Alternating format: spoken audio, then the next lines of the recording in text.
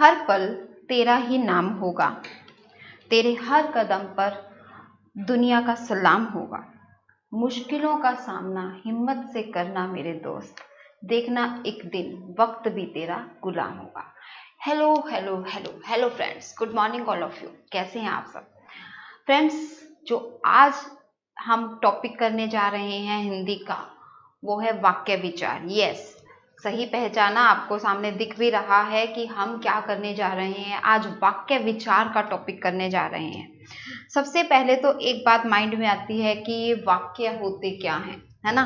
देखते ही माइंड में ऐसे आता है कि वाक्य होते क्या हैं। तो वाक्य क्या होते हैं? अब देखो, सबसे पहले क्या होता है, वर्ण होता है। ठीक है, वर्ण वर्ण यानी कि अक्षर। जब हम कहते हैं कि छोटी से छोटी ध्वनि जिसके खंड नहीं किए जा सकते, वो वर्ण होता है। वर्ण से मिलकर शब्द बनता है और शब्दों के समूह से जो है वो वाक्य बनता है। अब एक चीज इसमें ध्यान रखना वाक्य की डेफिनेशन में हमेशा, कि शब्दों का जो व्यवस्थित समूह आएगा, व्यवस्थित रूप आएगा, जिससे अर्थ की प्रतीति होती है, यानी कि हमें पता चलता है कि इसका अर्थ ये है, उसको हम वाक्य बोलते हैं। ठीक है, तो चलिए आज हम टॉपिक अपना स्टार्ट करते हैं। वाक्य, पहले वाक्य की डेफिनेशन देख लीजिए कि वाक्य की डेफिनेशन होती क्या है।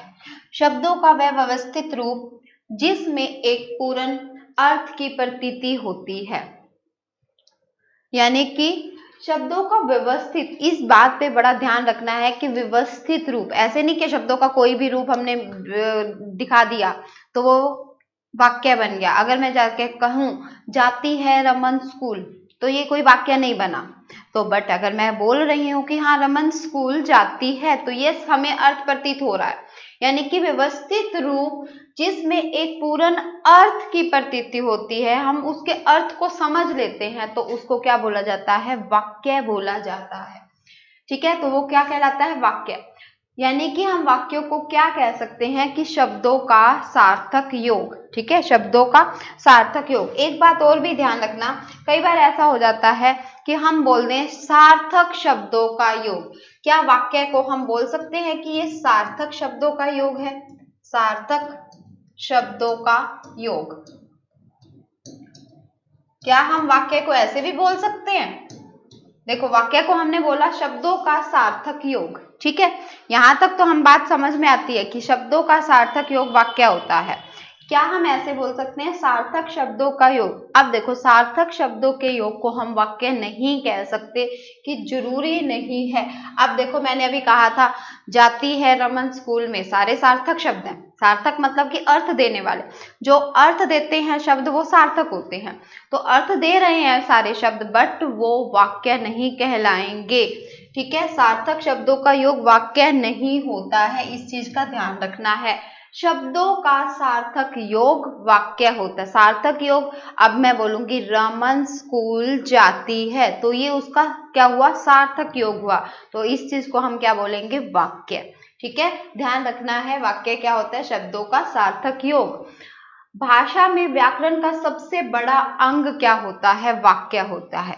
ठीक है, भाषा में व्याकरण जो होता है, व्याकरण का, अब व्याकरण जो व्याकरण में हेर फेर बदल कर सकता है, उसको क्या बोला जाता है? वैयाकरण बोला जाता है। ठीक है, तो व्याकरण का सबसे बड़ा अंग कौन सा है? वाक्य है। ठीक है, सबसे बड़ा अंग वाक्य, या सबसे बड़ी इकाई भी बोल दिया जाता है इसको, कि वाक्य भाई सबसे बड़ी इकाई कौन सी है भाषा में? तो सबसे बड़ी इकाई कौन सी है? वाक्य। भाव के आधार पर, भाव मतलब कि हम जिससे भाव को समझा सके। वाक्य होता क्या है? हमारे भावों को समझा सकता है, जो वो वाक्य ही तो होता है।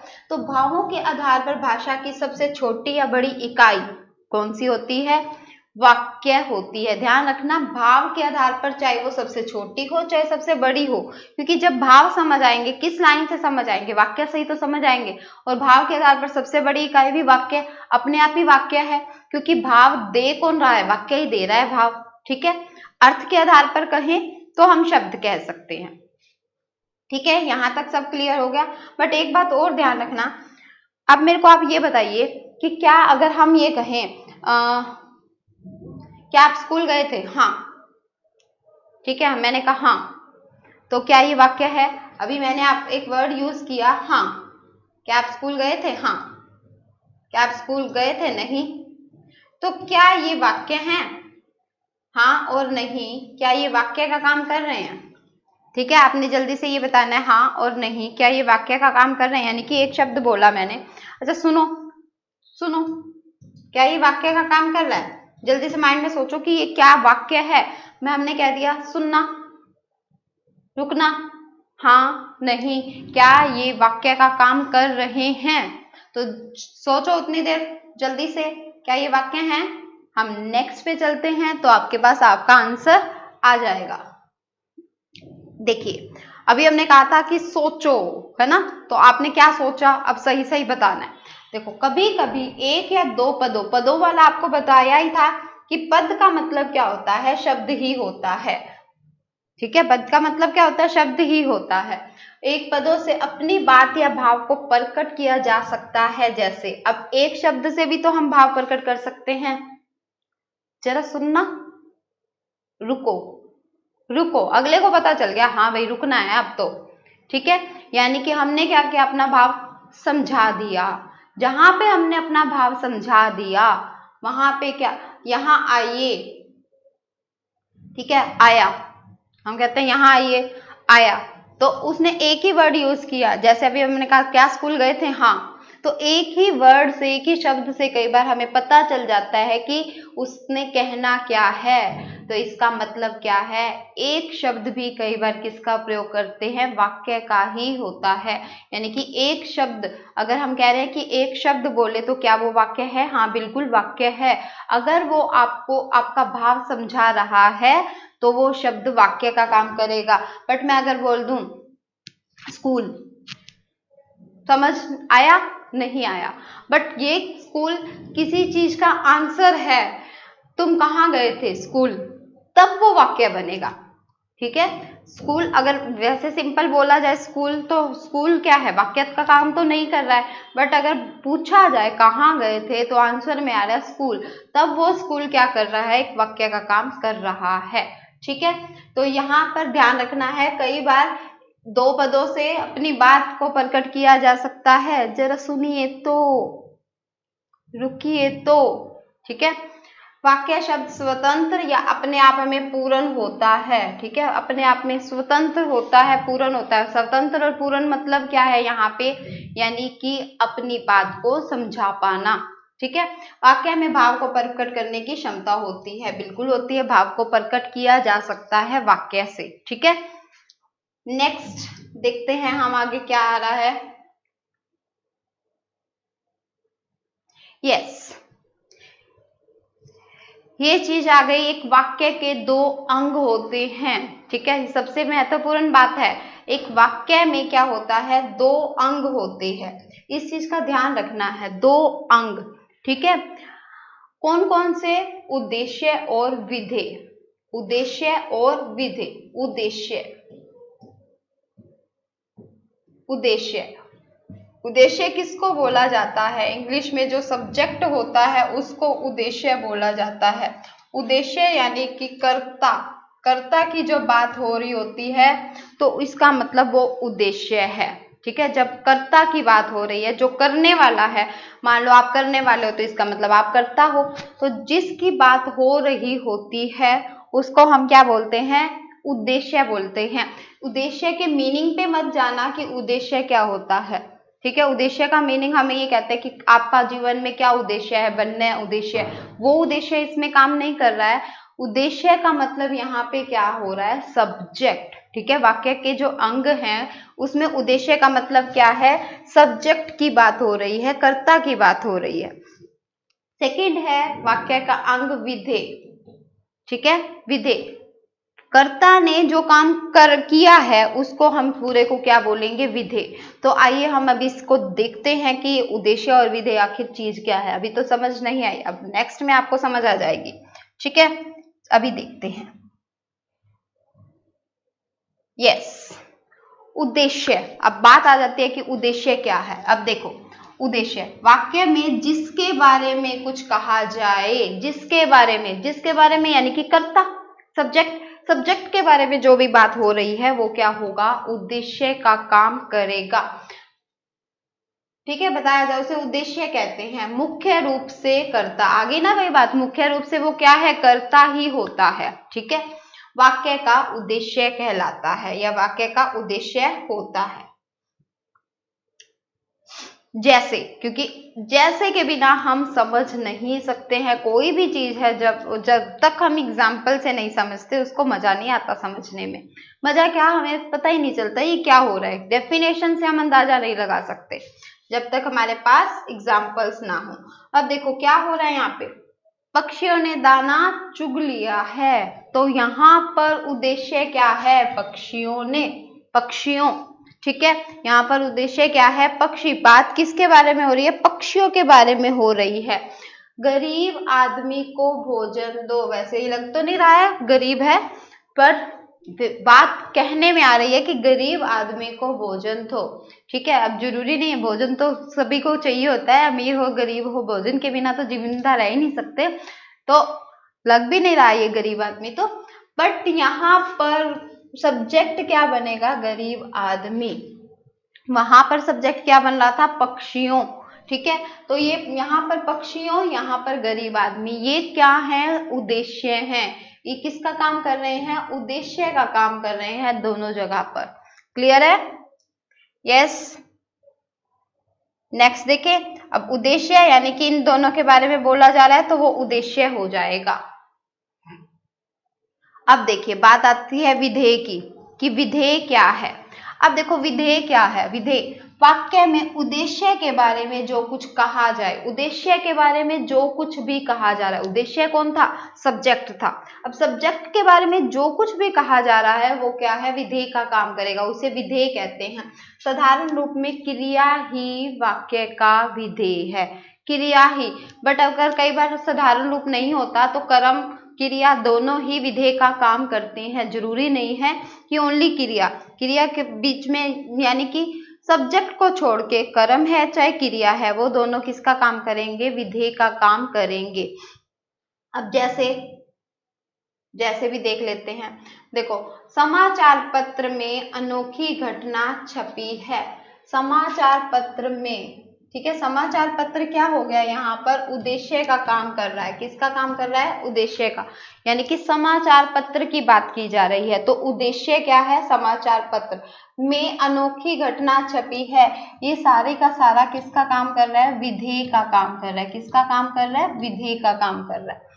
अतुल साइकिल चला रहा है, अतुल क्या हो गया, उद्देश्य का काम कर रहा है, अतुल। ठीक है, अतुल किसका काम कर रहा है, उद्देश्य का। साइकिल चला रहा है, किसका काम कर रहा है, विधेय का। किसका काम हो रहा है यहाँ पे, विधेय का काम हो रहा है। अब यहाँ तक पता चल गया होगा कि वाक्य के जो अंग होते हैं दो होते हैं, उद्देश्य और विधेय। उद्देश्य सब्जेक्ट को कहा जाता है, उसके बारे में जो कुछ भी कहा जा रहा है वो विधेय का काम करता है। पर कई बार होता क्या है, उद्देश्य और विधेय का विस्तार कर दिया जाता है। जैसे अब कई बार ऐसे कह दें कि बालक खेल रहा है, बालक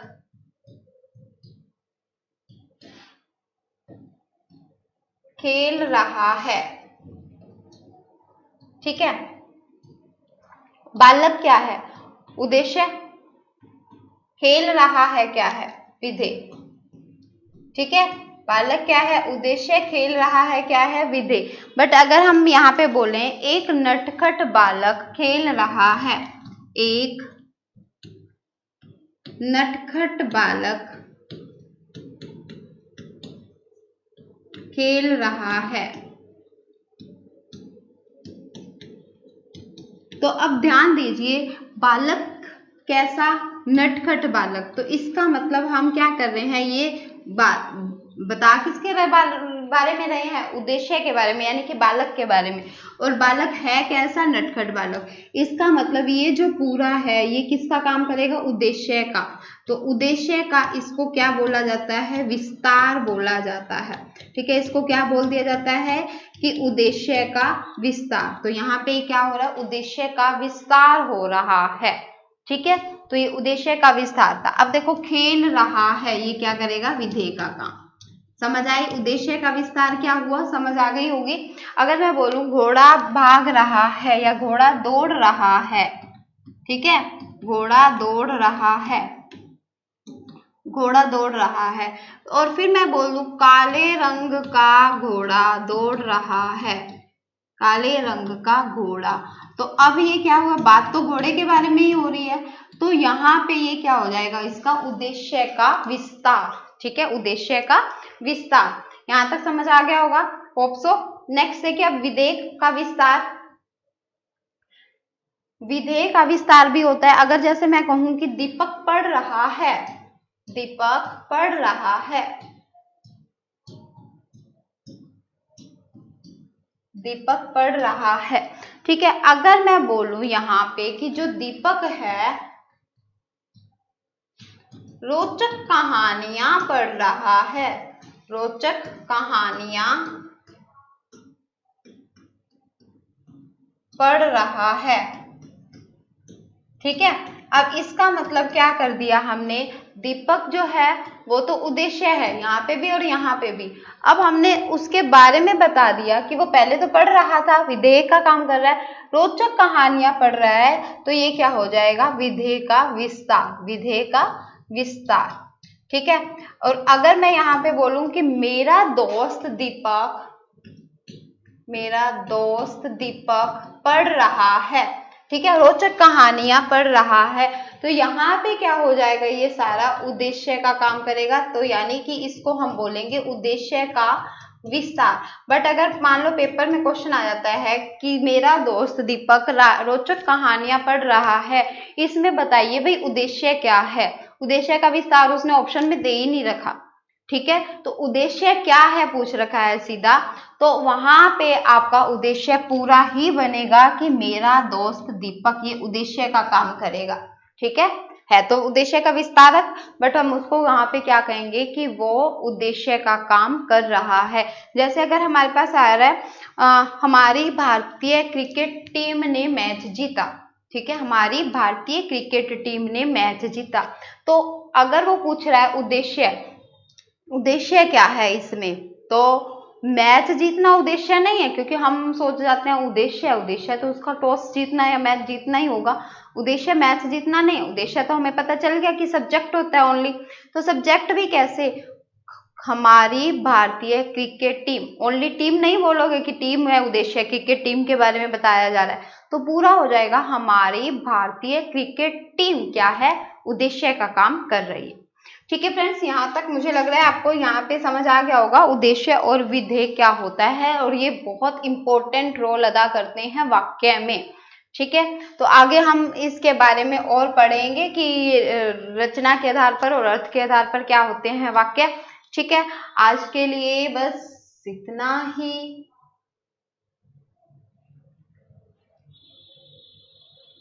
ठीक है, आज के लिए बस इतना ही काफी है। तो फ्रेंड्स इसको बड़े ही ध्यान से आपने करना है। ठीक है, और thank you, have a nice day, thank you.